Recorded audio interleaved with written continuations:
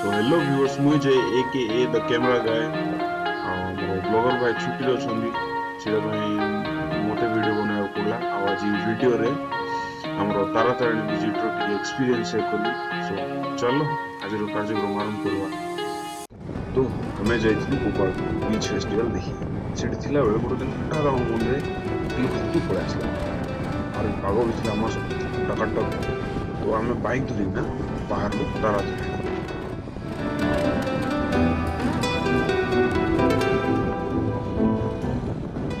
आगु भी थोड़े जाते पर्सनाल पूरे छाड़ुले बट लास्ट टाइम विजिट करूँ गाड़ी को तले छाड़ीना बस रे जाऊ पड़ा।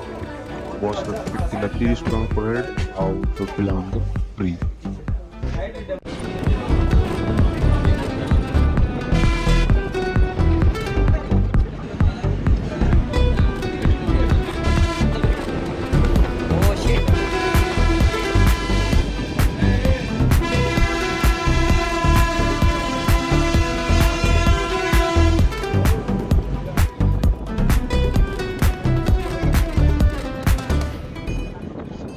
पूरे गला बेले से आलीपाली नजारा शांति सस्ता रोलर कोस्टर वाला फीलिंग भाई पूरा पैसा वसूल थिला।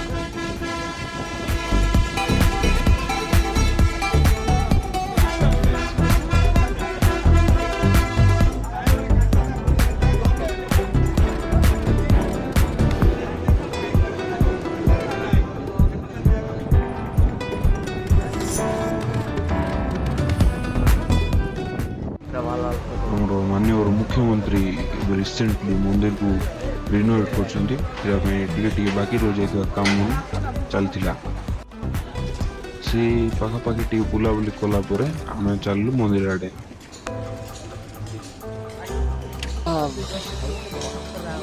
सीटी पहुँचला शू स्टाण्ड शू रखिलु टिकेट प्राइस थी 3 टका पर पे तार भीतर जाइए।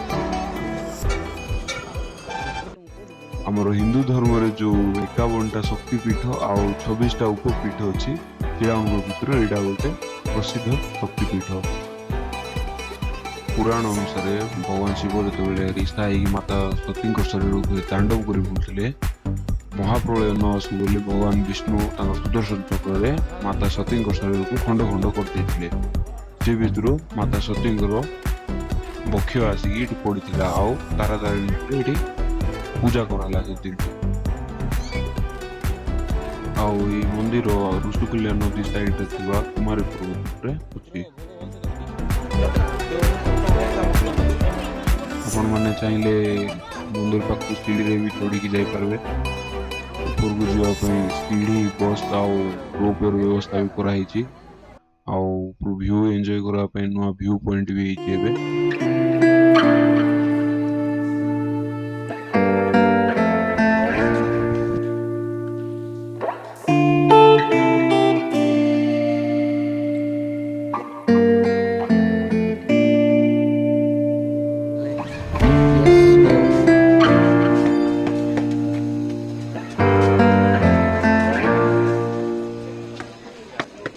दर्शन सारिकी टिके टाइम बाहर बुलाबुली करला परे आमे सिटी मस्त सनसेट एंजॉय करथिलु। सनसेट हला परे सीधा रिटर्न हो जाय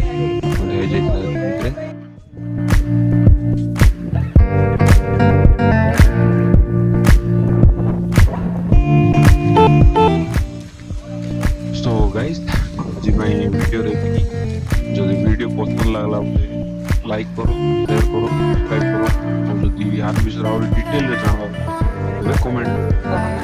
तो मु आसमे एंती और गोटे नुआ वीडियो रे until then stay healthy stay safe मुझे